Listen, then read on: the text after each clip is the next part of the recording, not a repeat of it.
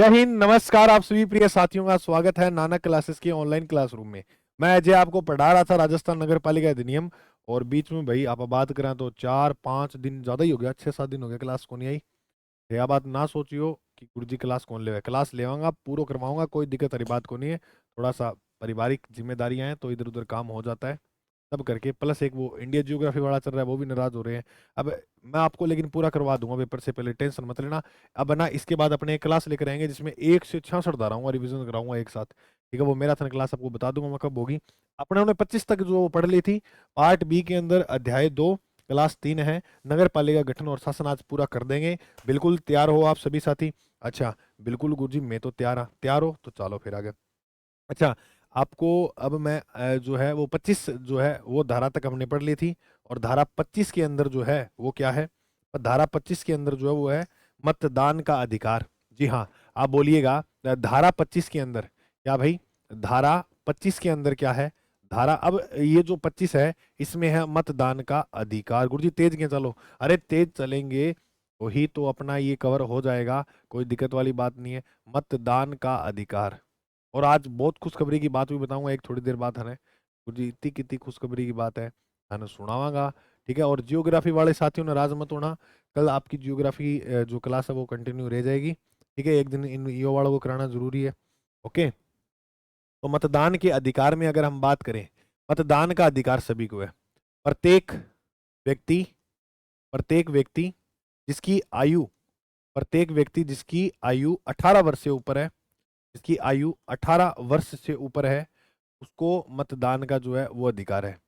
लेकिन ये बात याद रखना, मैंने शुरू में बता दी, जो पागल होगा, दिवालिया घोषित होगा, उनका नाम वोटर लिस्ट में नहीं जोड़ा जाएगा।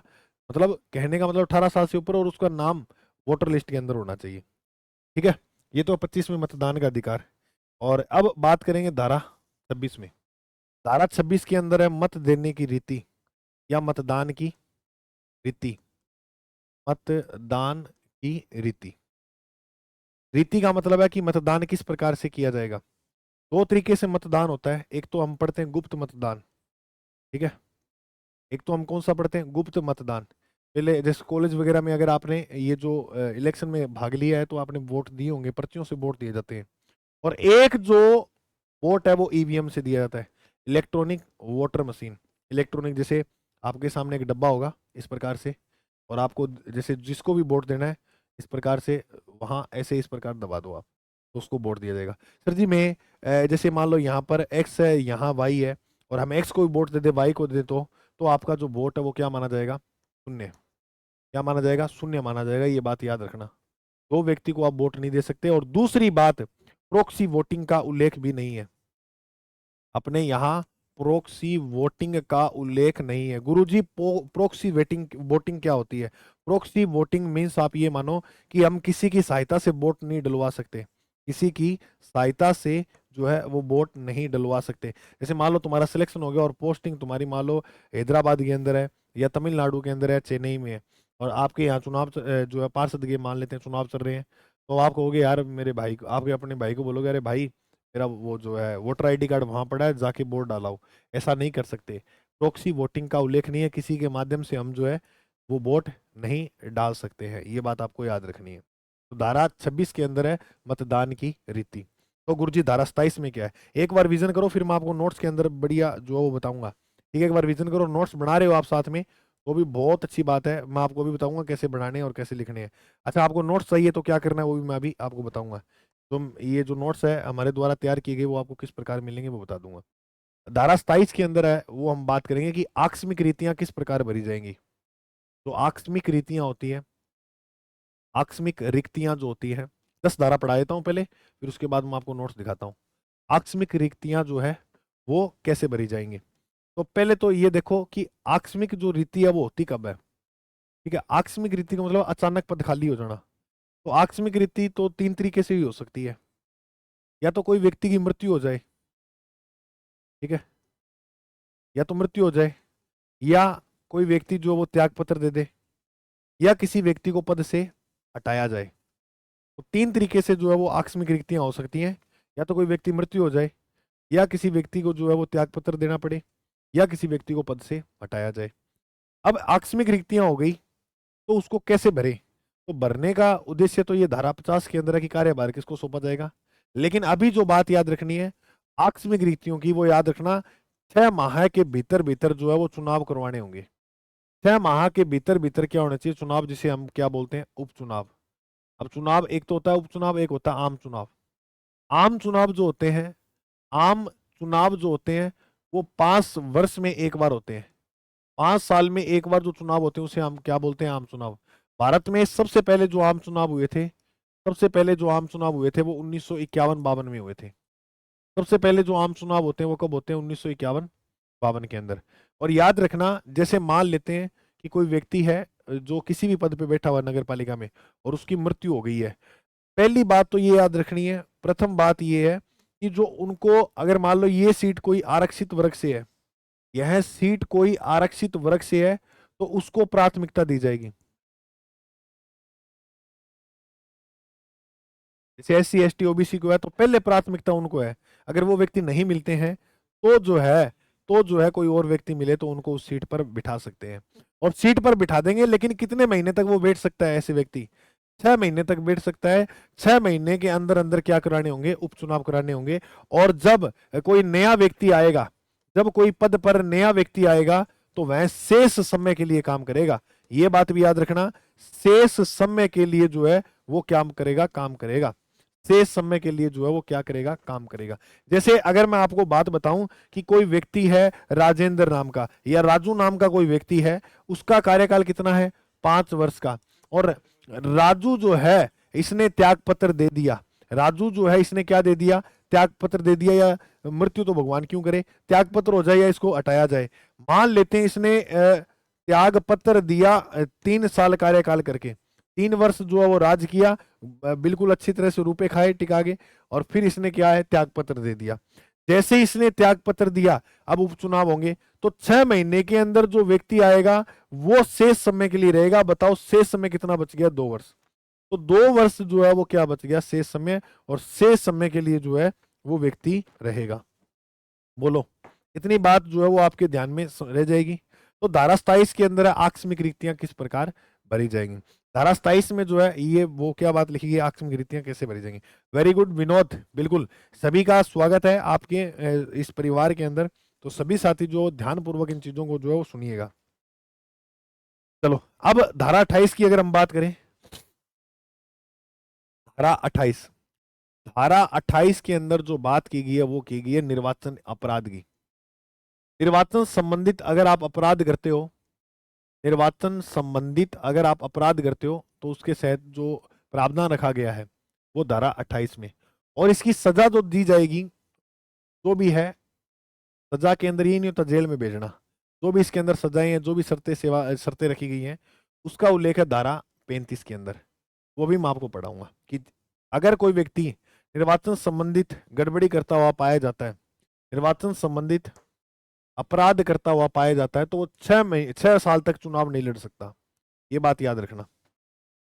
एक प्रश्न आएगा, ये जो निर्वाचन संबंधित अपराध माना जाता है वो किस अधिनियम के तहत? तो लोक प्रतिनिधि एक्ट 1951 की कुछ धाराएं हैं। उन धाराओं के, वो मैं बता दूंगा कौन कौन सी धाराएं हैं। उन धाराओं के अधीन जो अपराध होगा वो इसके अंदर माना जाएगा। तो निर्वाचन का मतलब होता है चुनाव, चुनाव संबंधित अपराध का जो उल्लेख है वो है धारा 28 के अंदर। ये भी पता लग जाएगा, इतनी ज्यादा खास इंपॉर्टेंट भी है, सीधा सीधा याद कर लेना। निर्वाचन संबंधित अपराध किसमें? धारा 28 में। धारा 29 की बात करें तो इसके अंदर दिया गया भ्रष्ट आचरण। भ्रष्ट आचरण, इसमें क्या दिया गया है? इसके अंदर दिया गया है भ्रष्ट आचरण के बारे में। सर भ्रष्ट आचरण क्या होता है? भ्रष्ट आचरण आप ऐसे समझो, भ्रष्ट आचरण आप ऐसे समझो कि चुनाव के अंदर कोई उम्मीदवार खड़ा हुआ है और वो भ्रष्ट आचरण कर रहा है, भ्रष्टाचार कर रहा है। जैसे वोट मांगना, वो ऐसे बता रहा है कोई धर्म या जाति या कोई वंश का प्रतीक लेकर वोट मांग रहा है, ठीक है, तो ऐसा नहीं कर सकता उस पे, मतलब फिर वो क्या माना जाएगा? धारा 29 के तहत भ्रष्ट आचरण माना जाएगा, ठीक है। और दूसरी बात, वो कोई व्यक्ति है और वो ये कह रहा है कि हमारे घर में कोई राजा महाराजा रहे हैं एक काल में, ठीक है, और उनको मतलब उनके नाम से वोट मांग रहा है। प्लस ऐसा कुछ कर रहा है कि मेरा भाई कलेक्टर है, मेरा भाई DSP है, मेरा भाई जो है वो SP है, ठीक है, इस आधार पे वोट मांग रहा है कि अगर तुमने मुझे वोट नहीं दिया तो ये कर दूंगा वो कर दूंगा, प्लस हाथ में पानी उठवा रहा है कि पानी कसम खा कि वोट मुझे ही देगा। कोई पैसे देकर अब होता ही है, 1000 दो 2 3 3 हजार रुपये बांट देते हैं घरों में और कहते हैं कि वोट हमें ही दोगे पानी। अब इतना ईमान नहीं गिरा हुआ, लोगों को पानी चुकवा देते हैं, है ना। तो इस प्रकार से अगर कोई व्यक्ति पाया जाता है तो उसे बोलेंगे ये व्यक्ति भ्रष्ट आचरण कर रहा है। अच्छा, अब कोई व्यक्ति सती प्रथा का नाम लेता है कि हमारे परिवार के अंदर ये महिलाएं हैं जो सती हुई थी और समाज की इन्होंने परंपराओं का ख्याल रखा, ये है वो है, इस प्रकार की कोई बातें करके अगर वो वोट मांगता है तो वो क्या माना जाएगा, वो भ्रष्ट आचरण माना जाएगा। ये बात समझ में आ गई। तो सती सती प्रथा अधिनियम कब का है, ये बताओ आप। ये जो जो बातें लिखवा रहा हूँ आपको अच्छी तरह से जो वो नोट्स में भी दिखाता हूँ आपको, वो नोट डाउन कैसे करनी है। तो सती प्रथा जो एक्ट है वो है 1987 का। सती प्रथा जो अधिनियम है वो कब का है, 1987 का। समझ में आ गई। अब बात करेंगे अपने धारा 30 के अंदर, और धारा 30 के अंदर लिखा हुआ है सिविल न्यायालयों की अधिकारिता। धारा 30 में क्या है, सिविल न्यायालयों की न्यायालयों की अधिकारिता।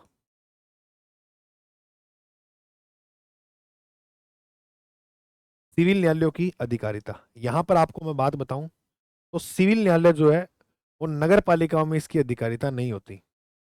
नगर पालिका के अंदर सिविल न्यायालयों की अधिकारिता नगर पालिका में नहीं होती। अगर जैसे मान लो कोई निर्वाचन नामावली तैयार करने में गड़बड़ी कर दे, या निर्वाचन के संबंध में कोई भी मामले के अंदर जो है वो गड़बड़ी कर दे, निर्वाचन संबंधित कोई मामले में गड़बड़ी कर दे, तो नगर पालिका के अंदर क्या होता है कि उसमें सिविल न्यायालयों की अधिकारिता, सिविल न्यायालय जांच नहीं कर सकता है। ठीक है, और आपको एक बात बताऊं, सिविल न्यायालय जो है उसका उल्लेख है अनुच्छेद 44 में, संविधान के अनुच्छेद 44 में है समान नागरिक सिविल संहिता। समान नागरिक सिविल संहिता, सिविल संहिता। अब एक प्रश्न आता है, समान नागरिक सिविल संहिता लागू करने वाला पहला राज्य कौन सा है, तो पहला जो राज्य है उसका नाम है गोवा। समान नागरिक सिविल संहिता लागू करने वाला मेरे दोस्त पहला राज्य कौन सा है, याद रखना, गोवा। समान, चार चार देखो, चार चार अक्षर दोनों के है, समान है, चार चार दोनों अक्षर के है, दोनों समान है। तो सिविल न्यायालयों की अधिकारिता का जो उल्लेख दिया गया है वो किसमें दिया गया है, वो दिया गया धारा 30 में। 30 में बस याद है, 30 में सिविल न्यायालय, 30 में सिविल न्यायालय की अधिकारिता नगर पालिका में नहीं होगी। तो निर्वाचन के अंदर जो गड़बड़ी पाई गई तो उसमें सिविल न्यायालय का जांच नहीं करेगा। ओके, तो सर कौन जांच करेगा, तो उसके लिए जो जांच है वो याचिका जो है वो न्यायालयों में लगाई जा सकती है। तो धारा 31 के अंदर है कि न्यायालयों में जो है वो हम क्या लगा सकते हैं, याचिका लगा सकते हैं। बिल्कुल सभी साथियों को समझ में आ रहा है, कोई दिक्कत वाली बात नहीं है। हाँ जी बिल्कुल, वेरी गुड, बहुत बढ़िया। तो निर्वाचन याचिका जो वो हम कहाँ लगा सकते हैं, न्यायालयों में। ये बात लिखिए धारा 31 में, निर्वाचन, निर्वाचन याचिका, सुनना ध्यान से। निर्वाचन याचिका जो है, अभी मैं आपको नोट्स दिखाऊंगा, नोट्स में सब कवर करा दूंगा, कोई दिक्कत वाली बात नहीं है। निर्वाचन जो याचिका है, निर्वाचन याचिका वो कहाँ जो है वो हम न्यायालयों के अंदर जो है वो लगा सकते हैं। अब न्यायालयों के अंदर बात करें तो इसके जो मामले हैं वो या तो जाएंगे डिस्ट्रिक्ट कोर्ट में या जाएंगे हाई कोर्ट में। इससे ज्यादा जो है वो हम मामला नहीं लेकर जा सकते। सुप्रीम कोर्ट में यार वैसे जाने को जा सकते हैं, लेकिन अंतिमता जो मानी गई है वो हाई कोर्ट की मानी गई है। ठीक है, अब डिस्ट्रिक्ट कोर्ट में मान लो आपने अपील कर दी, डिस्ट्रिक्ट कोर्ट में अपील कर दी, और ये जो अपील है इस अपील को 30 दिन के भीतर भीतर किया जाएगा। 30 दिन के अंदर अंदर यानी 1 महीने के अंदर जो है ये अपील की जाएगी। ठीक है, ये याद रखना, निर्वाचन अगर आपको याचिका लगानी है तो निर्वाचन याचिका का जो है वो 1 माह के भीतर भीतर जो है वो आप लगा सकते हो। जिला न्यायालयों के अंदर 1 माह के भीतर भीतर आपने ये जो अपील है वो कर दी है, और इसके बाद इसका फैसला आया, इसने आपको क्या सुनाया, फैसला। और इस फैसले से आप खुश नहीं हो कि यार इसने तो जो सुनाया उससे मैं खुश नहीं हूं, कि ये तो खुद उनके साथ मिला हुआ है, मतलब आपको ऐसा लगे, मैं ये बता रहा हूं, तो आप इसकी जो अपील है वो आगे भी कर सकते हो। वो बात लिखिए धारा 32 में, धारा 32। धारा 32 के अंदर अगर हम बात करेंगे तो उसमें आप पढ़ोगे जिला न्यायाधीशों के आदेशों से जो अपील है, जिला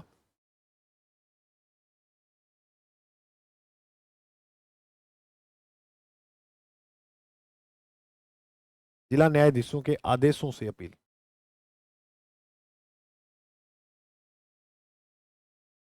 हाँ, ये अपील कर सकते हैं, बिल्कुल कर सकते हैं। सुनो मेरी बात, जिला न्यायाधीशों के आदेशों से जो अपील है वो की जा सकती है। अगर इस न्यायाधीशों के आप जो है वो फैसले से खुश नहीं हो, तो ये आप उच्च न्यायालय जो है वो लेकर जा सकते हो इस अपील को। उच्च न्यायालय जो है वो इस अपील को आप लेकर जा सकते हो। फिर जो है उच्च न्यायालय आपको फैसला सुनाएगा। और धारा 34 में ये लिखा हुआ है कि न्यायालय द्वारा जो आपको फैसला दिया जाएगा हाई कोर्ट द्वारा, तो वो अंतिम माना जाएगा, है ना। वो क्या माना जाएगा? अंतिम। तो सुप्रीम कोर्ट अंतिम नहीं माना गया है यहाँ। वैसे अंतिम न्यायालय सुप्रीम कोर्ट है, लेकिन यहाँ पर नगर पालिका के अधिनियम में देखें तो उच्च न्यायालय को जो है वो क्या माना गया? अंतिम। अंतिमता जो होगी वो किसकी होगी? उच्च न्यायालय की। ये बात याद रखना। अब यहाँ सर जो जिला न्यायाधीशों के आदेशों से अपील है, ये कितने दिन के भीतर भीतर है? तो ये भी जो है वो 30 दिन के अंदर अंदर जो है वो कर सकते हैं। लेकिन विशेष कारणों से अगर हम बात करें, विशेष कारण कोई ऐसा हो जाए, ऐसी परिस्थिति आ जाए, तो 3 महीने के अधिकतर, 3 महीने के जो भीतर भीतर है, वो भी हम जो ये अपील है वो कर सकते हैं। अब इसके बाद जो है वो हम पढ़ेंगे धारा 33। धारा 33 के अंदर लिखा हुआ है, धारा 33 में लिखा हुआ है कि नगर पालिका जो है वो भंग हो जाएगी। कैसे? धारा 33 के अंदर जो है वो लिखा हुआ है कि नगर पालिका जो है वो क्या हो जाएगी? नगर पालिका जो है वो क्या हो जाएगी? भंग हो जाएगी। ये बात समझ में आ गई? बिल्कुल। नगर पालिका, बिल्कुल विनोद, हाँ रमेश, राजू, ये जो है आप ये मान के चलो कि नगर पालिका जो है वो क्या लिखा हुआ है, यहाँ भंग हो जाएगी। समस्त उम्मीदवार का निर्वाचन अगर अपास्त होने की दशा आ जाए, क्या? समस्त उम्मीदवार जो है निर्वाचन के अंदर, समस्त उम्मीदवार का निर्वाचन रद्द, या बोल दो उपास्त होने की दशा में, समस्त उम्मीदवारों का निर्वाचन होने की दशा में प्रक्रिया, होने की दशा में प्रक्रिया। तो ये क्या है?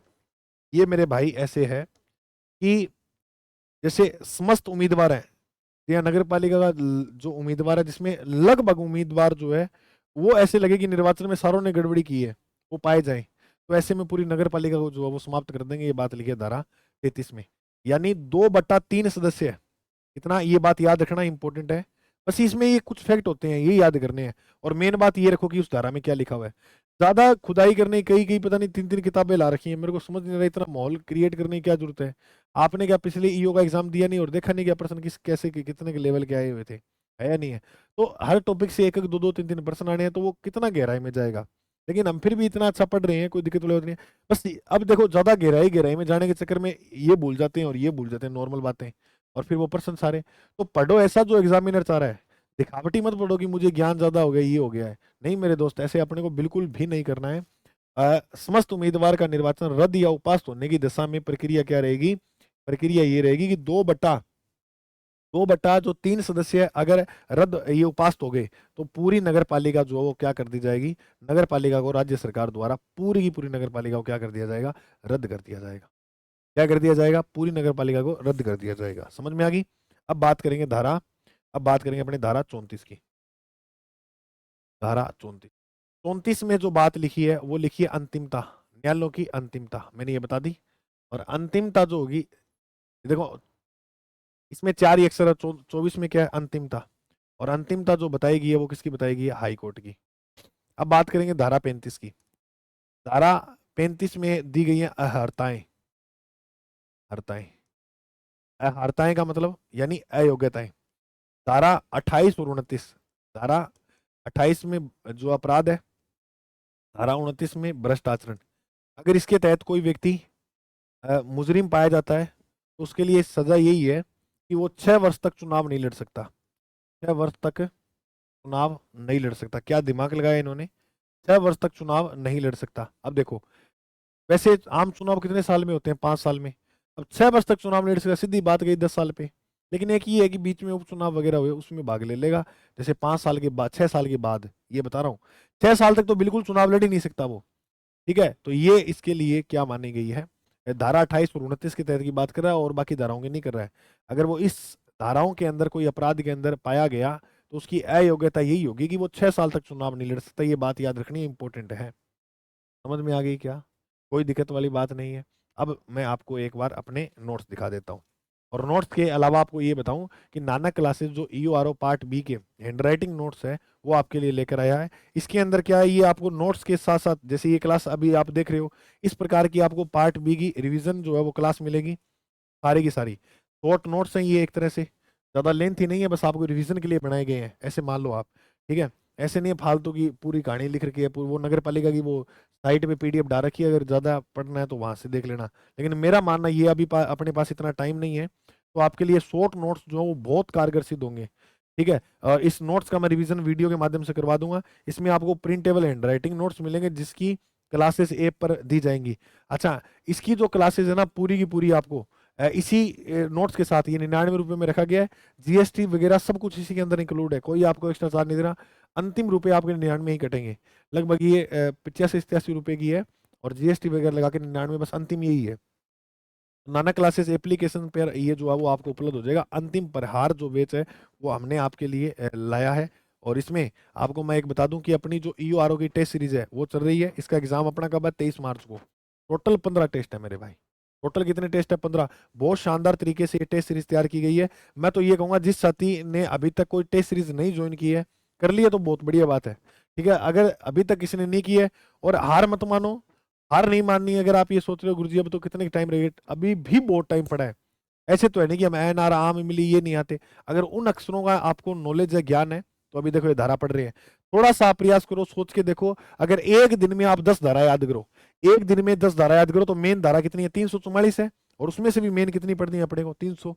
और 300 धारा क्या याद नहीं होगी, मैं कह रहा हूँ एक दिन में 10 पढ़नी है, ऐसी टिप्स भी हो जाएंगी। अभी 10 धारा मैंने पढ़ा दी, अभी 10 धारा मैंने पढ़ा दी, ऐसे टिप्स भी हो जाएंगी। मैं बोल के दिखाऊं क्या? हाँ, 25 में क्या है, 25 में मतदान का अधिकार।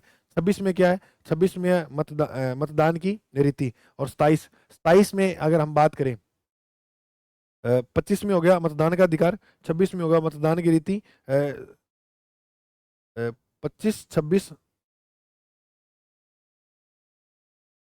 एक मिनट, 25 में हो गया मतदान का अधिकार, 26 में होगा मतदान की रीति, हाँ। और 27 में आकस्मिक रीतियां, और 28 में क्या हो गया, 28 में हो गया अपराध, और 29 में होगा भ्रष्ट आचरण, 30 में होगा सिविल न्यायालयों की अधिकारिता, सिविल न्यायालयों की अधिकारिता। 30 में क्या हो गया, सिविल न्यायालयों की अधिकारिता। 31 में होगा याचिका, न्यायालयों में हम क्या लगा सकते हैं, याचिका। और न्यायाधीश के फैसले से अगर कुछ नहीं है तो उसकी अपील आगे कर सकते हैं, 32 में।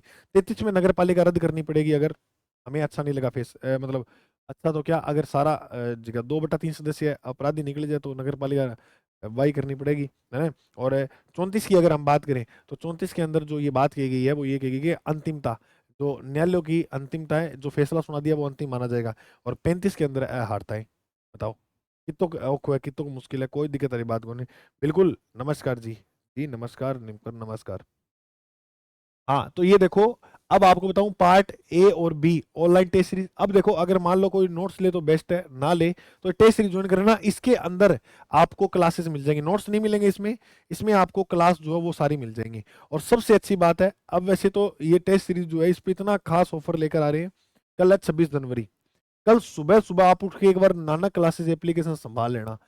नाना क्लासेस में आज तक का, नाना क्लासेस में आज तक का, आज तक का सबसे जो शानदार ऑफर आ रहा है वो आ रहा है कब, 26 जनवरी को।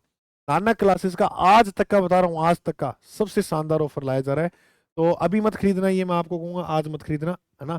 ऐसे करना आप कल, है ना, 26 जनवरी है, कल जो जो साथी है जिसको नोट्स चाहिए, इन पे आपको बहुत ज्यादा जो है वो छूट मिल जाएगी। ठीक है, तो आप इस पे ध्यान करिएगा। अब मैं आपको दिखाता हूँ अपने ये शॉर्ट नोट्स किस प्रकार से है। धारा 25 देखो, सिंपल लैंग्वेज है। 25 में क्या है, मतदान का अधिकार, बस याद करो, किसी वार्ड की निर्वाचन नामावली में नाम होना चाहिए, और एक से अधिक वार्ड में आप वोट नहीं दे सकते, दोगे तो वो शून्य हो जाएगा।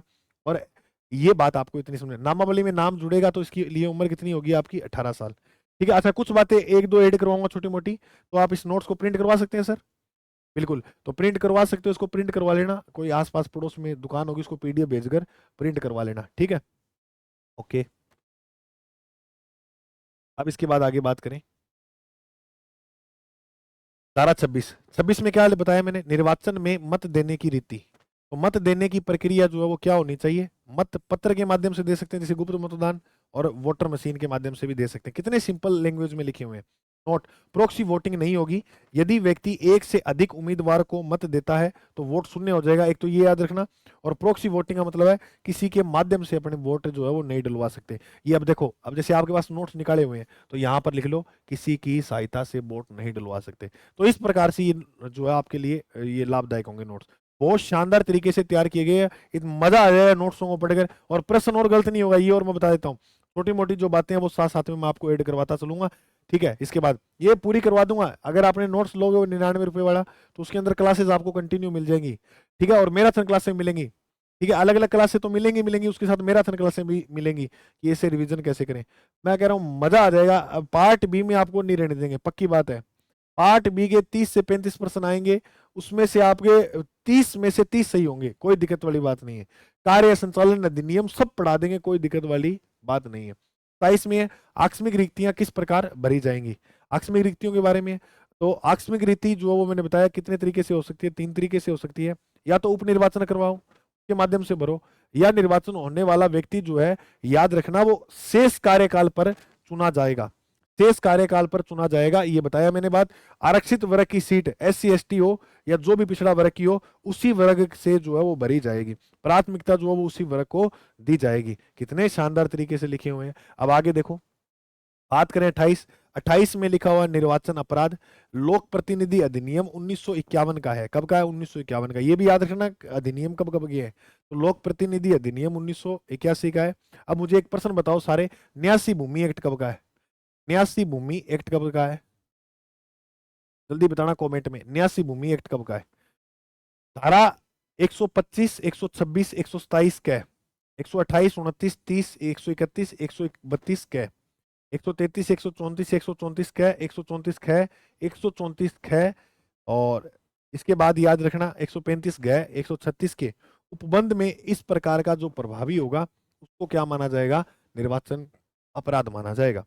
धारा 29 में क्या लिखा हो? भ्रष्ट आचरण। अब भ्रष्ट आचरण के बारे में मैंने जो है वो थोड़ी सी बात आपको ये बताई थी कि भ्रष्ट आचरण जो है वो कैसे माना जाएगा, यानी सामाजिक बहिष्कार और किसी जाति या समुदाय से बाहर करना। ऐसी बात धमकी दे कि तेरे को इस समाज से निकाल देंगे अगर तू मुझे वोट नहीं देगा, तो धमकी देकर वोट मांगना, यही बात होगी धमकी वाली।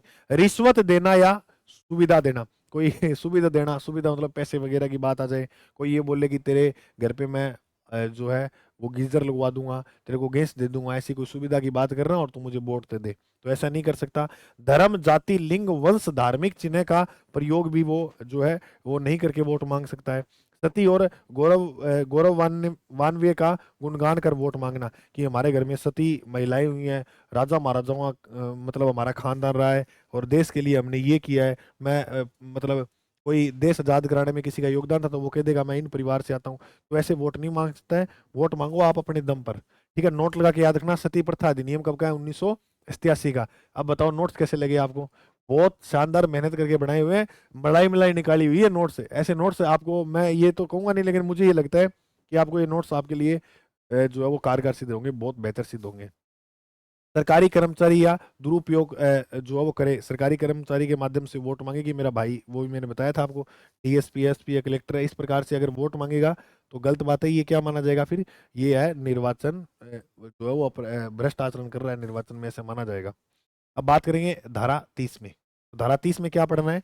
निर्वाचन संबंधित मामलों में सिविल न्यायालयों की अधिकारिता, वार्डों में परिसीमन, वार्डों का स्थानों का आवंटन, निर्वाचन नामावली की तैयारी या निर्वाचन के संचालन यानी चलाने से संबंधित किसी भी प्रश्न को ग्रहण करने व निर्णय लेने का अधिकार सिविल न्यायालयों का नहीं होगा। सिविल न्यायालयों का जो अधिकार है वो नहीं होगा, चाहे किसी निर्वाचन संबंधित मामलों में बात कर लो, कोई भी XYZ मामला है उसमें सिविल न्यायालयों का अधिकारिता यहाँ नहीं दी गई। सिविल न्यायालयों का मतलब होता है कि कानून सभी के लिए क्या होगा? समान होगा, और यहाँ सिविल न्यायालयों की अधिकारिता नहीं है। धारा 31 में है निर्वाचन याचिका। तो निर्वाचन याचिका, किसी चुनाव में कोई भी भ्रष्ट आचरण होता है तो जिला न्यायालय में उसकी याचिका लगाई जा सकती है, और शर्त ये रहेगी कि 1 माह के भीतर भीतर लगाई जाए। शर्त क्या रहेगी मेरे दोस्त? शर्त ये रहेगी कि 1 माह के भीतर भीतर जो है वो लगाई जाए, 1 माह के भीतर भीतर लगाई जाए। अच्छा, अब आपको याद कैसे करना है? आप देखो, अगर आपको ये लगता है ना कि मुझे याद नहीं होती है, बहुत लेट याद होती है, तो आप 5-5 धारा याद करके याद करो। अगर आपको ये लगता है कि मैं बहुत बेहतर हूँ, अच्छा विद्यार्थी हूँ, तो 10 धारा को एक साथ याद करो। लेकिन आपको पढ़ना ऐसा पड़ेगा, जैसे मैं आज के लिए वर्क दे दूं कि 1 से 25 धारा पढ़ो, तो आपको 1 से 25 तक याद करके आनी है कल क्लास में। अगर मैंने आपको वर्क दे दिया ना कि आपको 1 से 25 तक धारा पढ़नी है, तो वो आप इतना वर्क कंप्लीट करके ही आओगे मेरे दोस्त। ठीक है, अब आगे देखो। तो 31 के अंदर अब देखो, बताओ धारा 25 में क्या है? तो 25 में मतदान का अधिकार। 26 में क्या है? मतदान की रीति। 27 में क्या है? आकस्मिक रीतियां किस प्रकार भरी जाएंगी। 28 और 29 एक साथ पढ़ लो। 28 के अंदर जो है वो तो है अपराध। देखो 8 में ठाठ है, ठाठ फेल हो जाएगी अपराध कर दिया तो। और भ्रष्टाचार 9, 9 भ्रष्टाचार नहीं करना है, तो भ्रष्ट आचरण जो है वो कहाँ है? भ्रष्ट आचरण जो है वो है 29 में। और 27 के अंदर बात करें, 27 रिक्त, रिक्त जो है उनकी वो आकस्मिक रिक्तियां कैसे भरी जाएंगी। और 26 में मतदान की रीति, मतदान की रीति। और 25 में मतदान का अधिकार। बोलो 5 याद हुई को नहीं हुई? अरे 5 याद हुई या नहीं हुई? 25 में मतदान का अधिकार, 26 में मतदान की रीति, 27 में आकस्मिक रीतियां किस प्रकार भरी जाएंगी, 28 में निर्वाचन अपराध, 29 में भ्रष्ट आचरण है ना। अब धारा 32 की बात करें तो जिला न्यायाधीश के आदेशों से अपील। अगर मान लो धारा 31 के अधीन दायर याचिका पर जिला न्यायालय के फैसले के विरुद्ध अगर अपील करनी है तो वो हम कहाँ कर सकते हैं? हाई कोर्ट में। ठीक है, नोट, विशेष कारण होने पर 30 दिन के बाद हाई कोर्ट में अपील की जा सकती है। अच्छा ठीक है, ये आई एम सॉरी, मैंने 3 महीने बोल दिया था ना, तो याद रखना विशेष कारण कोई हो गया तो 30 दिन के बाद भी जो है वो हाई कोर्ट में अपील की जा सकती है। 30 दिन के बाद भी जो है वो हाई कोर्ट में क्या की जा सकती है? अपील। कोई विशेष कारण आप दिखा दो कि मैं बीमार हो गया था या जो भी है, और विशेष वो होना चाहिए आपके पास प्रूफ, तो ऐसे 30 दिन के बाद भी आप अपील कर सकते हो, और वो अपील कहाँ? हाई कोर्ट में। बोलो इतनी बात समझ में आई आपको? ठीक है, अब बात करेंगे अपने धारा 33 की। तो 33 में ये लिखा हुआ है कि समस्त उम्मीदवारों का निर्वाचन, ये देखो, रद्द होने की दशा में प्रक्रिया। तो अब इसकी बात करें तो ये देखो, ये 23 नंबर पेज है, ये पेज है इस प्रकार से। और इसमें ये हो रहा है कि जो एक्स्ट्रा फालतू की धाराएं हैं, जो टॉपिक है, मतलब ऐसे जो नहीं दिए गए अपने सिलेबस में, वो भी उड़ाए हुए हैं। तो बहुत बढ़िया शानदार तरीके से बनाई गई है। तो नाना क्लासेस को एक बार जरूर विजिट करना। ये नोट्स आपको दिख रहे हैं, ये सारे आप निकलवा लेना, रिवीजन करने में मैं कह रहा हूँ बहुत जो सहायता देंगे आपको। किसी नगर पालिका के सभी सदस्यों या सदस्यों की कुल संख्या का, मैंने कहा था सदस्यों की कुल संख्या का 2/3 से अधिक सदस्यों का निर्वाचन शून्य घोषित कर दिया जाए, तो ऐसे में राज्य सरकार नगर पालिका को विघटित कर देगी, जो है भंग कर देगी। तो नगर पालिका को विघटित किया जा सकता है, जी हाँ। किस धारा के तहत? 33 में। कितने सदस्य है? 2/3। लोकसभा को भंग किया जा सकता है और यहाँ इसको भी किया जा रहा है। 2/3 सदस्यों का निर्वाचन जो है वो जो शून्य घोषित कर दिया जाए। शून्य होगा ही अगर अपराध वगैरह करेंगे, तो ऐसे में आप ये मान के चलो राज्य सरकार नगर पालिका को क्या कर देगी? विघटित कर देगी। 29 में लिखा हुआ है आदेशों और विनिश्चयों की अंतिमता। अंतिमता में याद रखना, जिला न्यायाधीश व उच्च न्यायालय के आदेश की अंतिमता तथा निश्चायक। तो इसका मतलब जो उच्च न्यायालय ने आदेश दिया वो क्या माना जाएगा? अंतिम माना जाएगा। 35 में दी गई है निर्हरताएं। निर्हरताएं और निर्हरताओं में यानी मतलब होता है अयोग्य। अब देखो मैंने ऐसे शॉर्ट टर्म्स में ये भी लिखा है नोट्स के अंदर कि आपको कैसे समझ में आ जाएगा। जैसे निर्हरताएं, कई शब्द कईयों को समझ में नहीं आता है ना, तो ऐसे आपको यहाँ पर अब कुर्की समझ में आता है, जैसे बोलते हैं जमीन की कुर्की करनी है, तो कुर्की ऐसे समझ नहीं आते। अनुदान भूमि कौन सी होती है ना, और अनुमान भूमि कौन सी होती है ना, तो ये सब जो है ये चीजें समझ नहीं आती, तो आपको शॉर्ट में ये सब चीजें लिखी हुई साथ में मिलेंगी। अब धारा 28, अभी तो ये शुरुआत हुई है, आगे आगे देखो होता है क्या। धारा 28 में निर्वाचन संबंधित अपराध है, और धारा 29 में भ्रष्ट आचरण है। इसके अंदर किया कोई गया कोई आप अपराध में पाए जाते हो तो 6 वर्ष तक चुनाव पर प्रतिबंध लगा दिया जाएगा। 6 वर्ष तक आप जो चुनाव है वो नहीं लड़ सकते हो। अब बात करें धारा 36। 36 में क्या है? निर्हरताओं का हटाया जाना या उसकी कालावधि में कमी करना। यानी कोई व्यक्ति अपराध के अंदर जो ये पाया जाता है, या तो उसकी मतलब बाद में ये पाया जाता है कि यार ये तो दोषी था, ये तो मतलब निर्दोषी था, हमने ऐसे इस पे जो है वो इसको फंसाया गया था, है ना, ऐसे पता लगता है बाद में, तो उसकी जो है वो निर्हरताओं को हटाया जा सकता है कि 6 साल तक चुनाव नहीं लड़ सकता, हटा दो। लेकिन ये पाया गया बाद में कि यार जो है इसने गड़बड़ी तो की थी लेकिन इतनी नहीं की, इतनी सजा का हकदार नहीं है, तो इसकी सजा जो है वो कम कर दो। तो काला अवधि में भी कम कर सकते हैं। काला अवधि जैसे 6 वर्ष की बताई गई है, तो उसको 3 भी कर सकते हैं, 2 भी कर सकते हैं। तो इस प्रकार से जो है वो कम किया जा सकता है। लेकिन याद रखना, कम करेगी कौन? राज्य सरकार करेगी, लेखबद्ध तरीके से, यानी लिख कर लेखबद्ध तरीके से जो है रिकॉर्ड के अंदर लिख कर जो है वह काम करेगी, ऐसे नहीं करेगी। 36 में आपको बताओ, बात समझ में आई? आगे अब देखो, धारा 37 और धारा 38, अरे 37 शपथ और 38 में है त्याग पत्र। 38 में क्या है? त्याग पत्र। 38 में क्या है? त्याग पत्र। और 39 के अंदर हटाया जाना, किस व्यक्ति को जो है वो कैसे हटाया जाएगा? हटाया जाना 40 के अंदर क्या दिया है? 39 में क्या गया है? 39 में दिया गया कि कैसे हटाया जाएगा। चलो देखते हैं। शपथ, शपथ दिलाता है कलेक्टर। इनको जो शपथ दिलाएगा वो कौन दिलाएगा? कलेक्टर, या इसके द्वारा कोई प्राधिकृत जो व्यक्ति है जो नियुक्त किया गया कि जा भाई शपथ दिलाया, तो वो व्यक्ति जाकर शपथ दिलाएगा। अब बात करें अपने शपथ की, शपथ तो ये बात होगी कलेक्टर दिलाएगा। त्याग पत्र की बात करें तो देखो, एक होता है अध्यक्ष,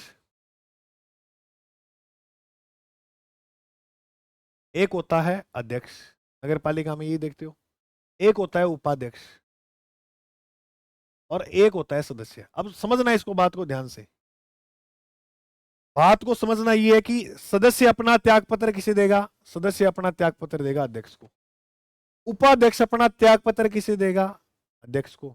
लेकिन अध्यक्ष अपना त्याग पत्र देगा मुख्य नगर पालिका अधिकारी, सीईओ, यानी तुम जो बनोगे ईओ, मुख्य नगर पालिका का जो अधिकारी है ईओ, है ना? कौन? ईओ। तो सीईओ को जो है वो क्या देगा? त्याग पत्र। सुनो, सदस्य है, उपाध्यक्ष अपना त्याग पत्र किसे देंगे? अध्यक्ष को।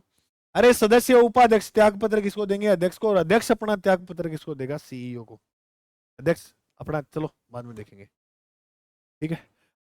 सदस्य उपाध्यक्ष अपना त्याग पत्र किसको देगा? अध्यक्ष को। और अध्यक्ष अपना त्याग पत्र देगा सीईओ। ठीक है, ये बात समझ में आ गई? चलो आप समझो, देखो आगे। 33 में पद की शपथ। शपथ कलेक्टर या उसके द्वारा प्राधिकृत व्यक्ति के सामने ली जाएगी। चुनाव के 1 माह के अंतर्गत शपथ लेनी होती है। ये वेरी इंपॉर्टेंट प्रश्न है। देखो अब ये ऐसे प्रश्न आपसे छूटने नहीं चाहिए। चुनाव के कितने महीने के भीतर भीतर? 30 दिन के भीतर भीतर, 30 दिन के अंतर्गत अंतर्गत आप शपथ लोगे। अब देखो कई बार प्रश्न ऐसे आता है, कितने महीने के अंदर शपथ लेंगे? 30 दिन, 31 दिन, 28 दिन, जो भी है। तो आपको जो महीना मानना है, जो सरकार जो महीना मानेगी वो 30 दिन का मानेगी, ना 28 दिन का मानेगी, ना कुछ और मानेगी। ठीक है, तो ये क्या गुरु जी फरवरी का महीना हुआ तो ऐसा कोई प्रावधान नहीं है।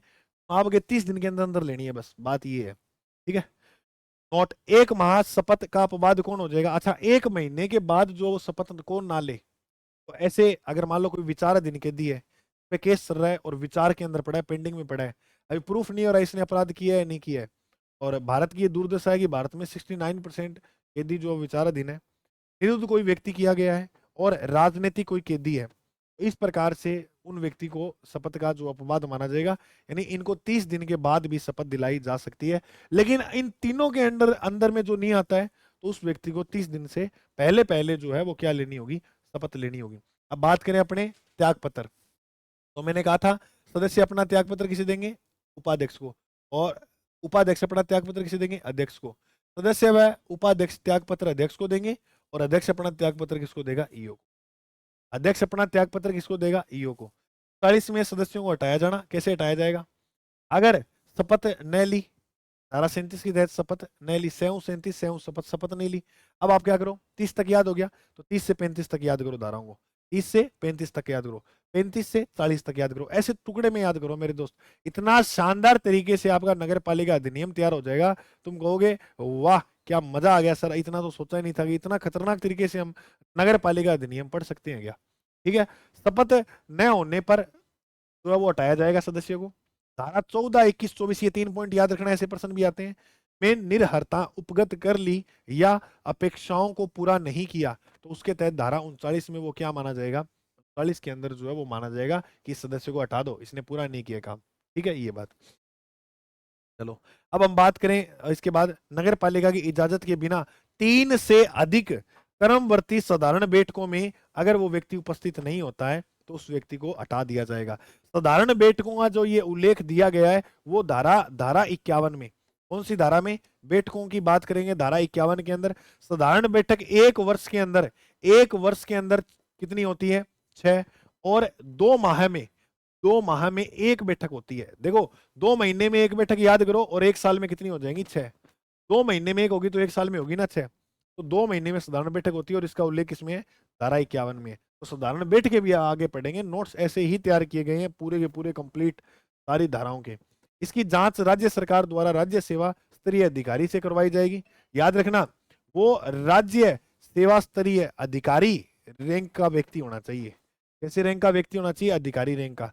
वह सदस्य तब तक पद पर बना रहेगा जब तक जांच चल रही है, और जैसी जांच पूरी होती है तो पता लग ही जाएगा। पद पे तो रहेगा, जांच चल रही है, ऐसे नहीं है कि ऐसे पता लगती है उसको उठा देंगे, नहीं। जांच जब तक कंप्लीट नहीं हो जाती तब तक नहीं हटेगा वो। और 40 के अंदर ये लिखा है, 40 के अंदर ये लिखा है कि पदावधि की समाप्ति के पश्चात कतिपय अभिकथनों की जांच की जा सकती है। यानी अब मान लो कोई पार्षद था या कोई व्यक्ति था, उसने 5 साल काम कर लिया और खूब गड़बड़ी कर दी, या निर्वाचन में भी गड़बड़ी कर दी, तो वो ऐसे नहीं है कि सुख की नींद बैठ जाएगा। अगर उसने अपराध किया है तो कार्यकाल पूरा होने के बाद भी जांच हो सकती है, जांच हो सकती है। और इसके दौरान अगर इसने कोई कार्य किया है तो उसके तहत इसको क्या दी जाएगी? सजा दी जाएगी। धारा 41 में धारा 39 के अधीन हटाए गए सदस्यों की निर्योग्यताएं दी गई है। उन सदस्यों को जो हटाया जाएगा उनकी जो है वो निर्योग्यता किसमें दी गई है? धारा 41 में। तो बोलो आप सभी प्रिय साथियों को ये बात समझ में आई? ये मेरी है सर, ये बात आपको समझ में आई? कोई दिक्कत वाली बात लगी?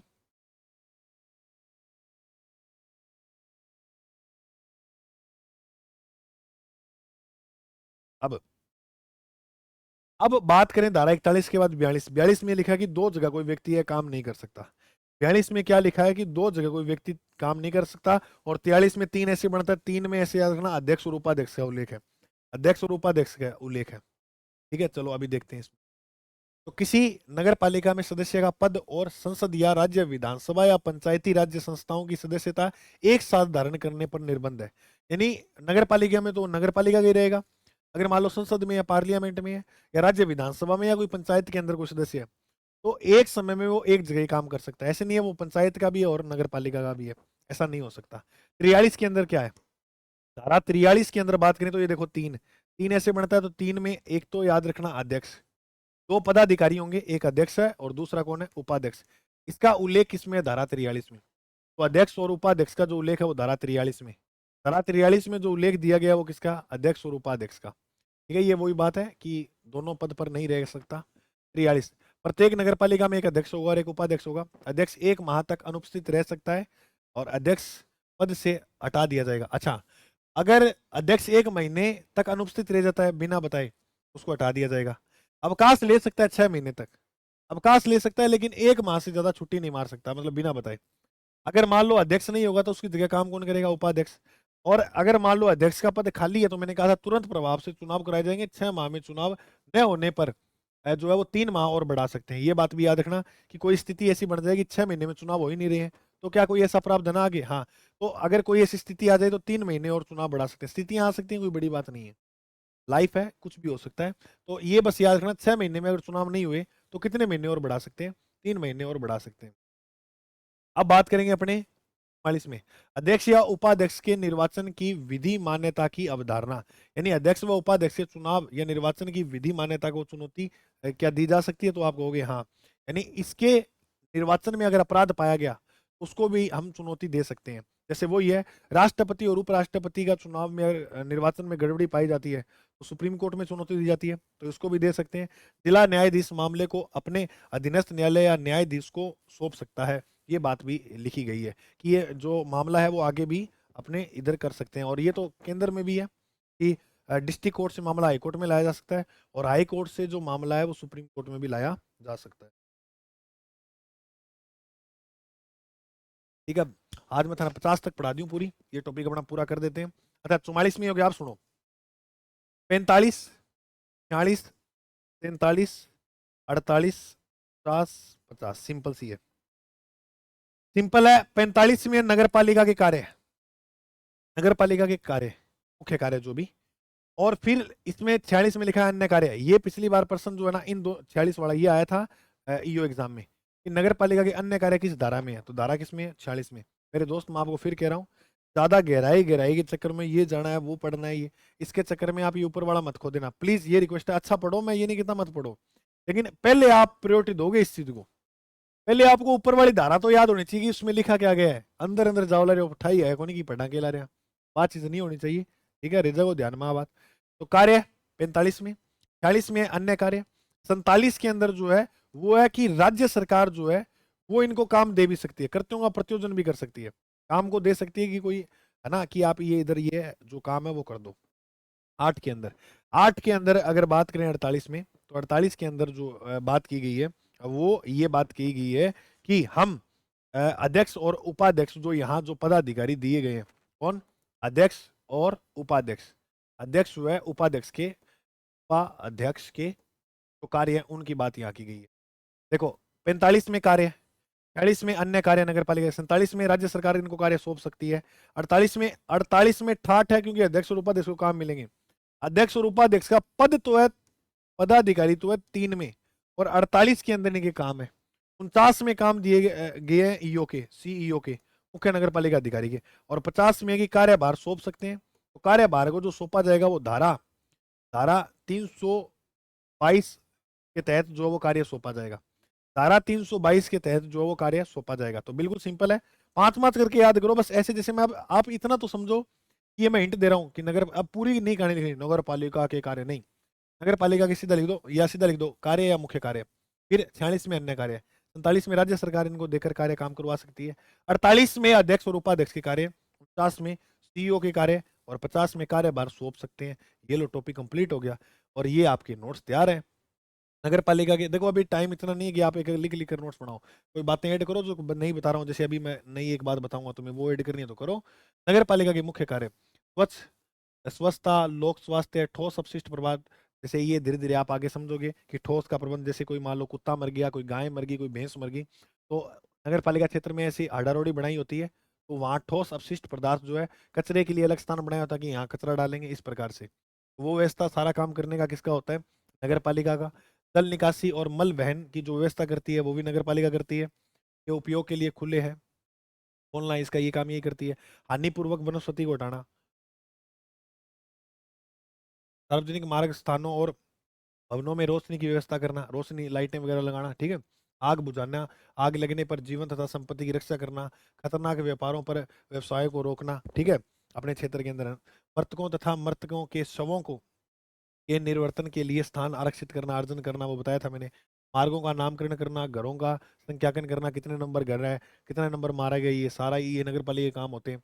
और वेस्ट इंपॉर्टेंट बात है, मोस्ट इंपॉर्टेंट बात है, जन्म और मृत्यु पंजीकरण जो है वो करना, इसका काम होता है। जनसंख्या नियंत्रण, परिवार कल्याण की कोई योजना है वो बताना इनको, महिला कल्याण के बारे में बताना, और बाल विकास को बदलना, ये सारा काम जो होता है वो नगर पालिका का होता है। आर्थिक विकास, सामाजिक न्याय, गरीब उन्मूलन, गंदी बस्ती सुधार, सार्वजनिक वितरण प्रणाली और जरूरतमंद व्यक्तियों को भोजन उपलब्ध करना, करने के लिए योजनाएं तैयार करना, ये भी काम किसका होता है, नगर पालिका का। 40 में मैंने बताया इसके अन्य कार्य, अन्य काम में क्या आ जाएगा, पर्यावरण संरक्षण के क्षेत्र में काम करना, शिक्षा और संस्कृति के क्षेत्र में काम करना, लोक कल्याण क्षेत्र में काम करना, लोक स्वास्थ्य, ये नॉर्मल बातें हैं, कोई ऐसे रटने वाली बात नहीं है। आपको पता ही है नगर पालिका ऐसे काम तो करेगी। 47 में सरकार द्वारा जो काम दिए जाएंगे वो करना, राज्य सरकार आदेश द्वारा किसी नगर पालिका में से किसी नगर पालिका से ऐसे अन्य नगर पालिका से कार्य करवा सकती है। जैसे जैसे कोई नगर पालिका क्षेत्र है वो काम नहीं कर रहा है, कोई अन्य नगर पालिका से भी काम करवा सकती है, तो सरकार द्वारा वो आदेश दिया जाएगा तब होगा। नगर पालिका के बाहर भी काम कर सकते हैं क्या, बिल्कुल कर सकते हैं। नगर पालिका के बाहर से आप संपत्ति की जो है वो भी आप हड़प कर सकते हो, हड़प मतलब नगर पालिका कर सकती है। ये अपने टॉपिक पढ़ेंगे नगर पालिका संपत्ति, है ना, उसके अंदर ये सारी कहानी देखेंगे, ठीक है। 48 में अध्याय अध्यक्ष व उपाध्यक्ष के कार्य मैंने बताया। धारा 58 में उपबंध रूप से नगर पालिका बैठकों का आयोजन, यानी 58 में विशेष बैठक, तो विशेष बैठकों को कौन बुलाते हैं, अध्यक्ष वगैरह बुलाते हैं। नगर पालिका की वित्तीय और कार्यपालिका प्रशासन पर निगरानी रखना, ठीक है, यानी वित्तीय पैसे वाली वहां निगरानी रखते हैं ये।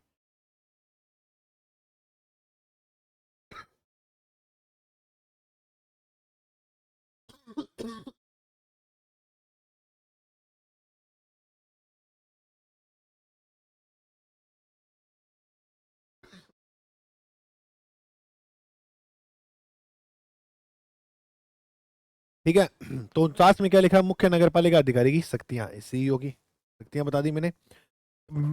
Very very very most important question है, अभिलेखों की अभिरक्षा और रख रखाव करने का जो काम होता है वो किसका होता है, सीईओ का, ठीक है।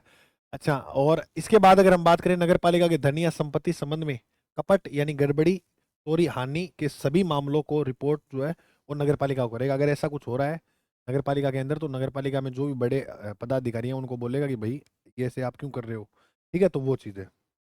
मतलब ऐसे लोग हैं जो सदस्य जो भी गड़बड़ी कर रहा है ना, तो उनकी जो है शिकायत करने का काम भी इसका होता है। ऐसे कर्तव्यों का बहिष्कार करेगा जो अधिनियम के अंतर्गत ना हो, क्योंकि अधिकारी है, ये तो करेगा ही करेगा। अब देखो, ये देखो, जैसे कोई बात हमें नहीं पड़ी तो वो नई ऐड कर दी, प्लस इसके अलावा आपको मैं और भी ऐड करवा दूंगा, कोई नई बात और होगी तो। ठीक है, मैं भी इसको अच्छा अब जो है वो पढ़ रहा हूँ आगे, और भी जैसे मैंने ये नोट्स बनाए थे, 2 किताबों से बनाए थे। अब जो जैसे एक तो वो अधिनियम का वो चार्ट लिया था, फिर मैंने एक स्टैंडर्ड किताब ली थी, लेकिन कोई ज़्यादा अंतर मिला नहीं है, वो कॉपी किया हुआ पेस्ट है, कॉपी पेस्ट है। ठीक है, इसको मैं और रिवीजन के दौर पर पढ़ रहा हूँ कि कोई नई चीज़ और आगे आ जाए तो आपको मैं साथ साथ ऐड कराता रहूँगा। ये नोट्स आप बस फोटो कॉपी के रूप में निकलवा लेना। बहुत बड़े बड़े ये लिखे हुए हैं, तो आप चाहे इसको बुकलेट में भी निकलवाओ ना, तो एक पेज पर 4 आ जाएंगे, ऐसे भी मतलब आप निकलवा सकते हो, समझ में आ जाएगा, कोई दिक्कत वाली बात नहीं है। धारा 50 में कार्यभार सौंपना, अगर अध्यक्ष नहीं है तो कार्य किसको दिया जाएगा? उपाध्यक्ष। अगर उपाध्यक्ष नहीं है तो कार्य किसको देंगे? सदस्य को। सदस्य कौन? जिसे राज्य सरकार निर्देश दे। अध्यक्ष या उपाध्यक्ष किसी पिछड़े वर्ग के हैं तो उसी वर्ग को प्राथमिकता दी जाएगी, मैंने बताई थी। धारा 322 द्वारा नियुक्त व्यक्ति हो, ये बात याद रखना। अब हम पढ़ेंगे अध्याय 3, और ये इंपॉर्टेंट अध्याय है, कार्य संचालन और वार्ड समितियों का गठन। धारा 51 से 56, 66 में लिखा हुआ है नगर पालिका बैठकों के बारे में। ये देखो, इस प्रकार से ये देखो, अपने जो नोट्स बहुत शानदार तरीके से मेरे दोस्त तैयार किए गए हैं नोट्स। ये देखो, अन्य समितियां कितनी होगी, जो बातें ऐड करने वाली है वो ऐड करके, फिर ये कैसे आपको जो है, मतलब बहुत शानदार तरीके से आपको ये मिलेंगे, पूरे बेहतर और शानदार तरीके से। फिर अध्याय 4, नगर पालिका की संपत्ति, इस प्रकार से भारतीय दंड संहिता 1860 के अनुसार लोक सेवा समझे जाएंगे। सब जो बातें हमें लगे ना इंपॉर्टेंट है तो वो ऐड की गई हैं, और आपको ये जो नोट्स हैं वो मिल जाएंगे। ठीक है, तो ये नोट्स जिस जिस साथी को चाहिए, आपका कोई संपर्क में जो तैयारी कर रहा है तो जरूर बताना उनको। ये अपनी एक टेस्ट सीरीज होगी, है ना, टेस्ट अभी चल रहे हैं, तो देखो अभी भी बहुत टाइम पड़ा, 15 टेस्ट आप आराम से दे सकते हो। इसमें टॉपिक वाइज भी है, शेड्यूल वाइज भी है, मेगा टेस्ट भी होंगे, और करंट अफेयर की जो है पीडीएफ, क्योंकि करंट अफेयर की 22% है पिछली बार, वो भी आपको उपलब्ध करवा दी जाएगी। ये अपने ईओआरओ के बी पार्ट के नोट्स, शॉर्ट नोट्स हैं, और आपको बिल्कुल ऐसे ऐसे समझ में आएंगे लाइन के साथ साथ। तो जो इच्छुक साथी है, जो तैयारी कर रहा है, तो मैं ये कहूँगा, देखो 99 को ज़्यादा बड़ी बात को नहीं, किताब नहीं आती 99 की, ये नोट्स जरूर ले लेना, क्योंकि ईओ की जो भर्ती है ना, फिर आप मान के चलो कि काफ़ी लंबे टाइम बाद ही आपको देखने को मिलेगी। ठीक है, बढ़िया टेस्ट सीरीज, बढ़िया नोट्स जुड़ के काम करो, अब बहुत बढ़िया करांगा। लेकिन हारा वहीं जो लड़ा नहीं, अब जो लड़ेगा ही नहीं, इसको देखेगा ही नहीं, तो फिर बताओ कैसे पार पड़ेगी। अच्छा, अगर कहीं ने नोट्स बना रखे हैं तो देखो, ये नोट्स ले आओगे तो ये कि शॉर्ट रिवीजन हो जाएगा आपका, लेकिन बना रखे हैं तो बेस्ट है, वो रहने दो। अगर आपको लग रहा है ना कि यहाँ लेने चाहिए तो ही लेना, अगर जिसने नहीं बना रखे उनको तो फिर लेने ही लेने हैं। ठीक है, ओके, मिलते हैं अपने अगली क्लास में, तब तक के लिए जय हिंद, जय भारत।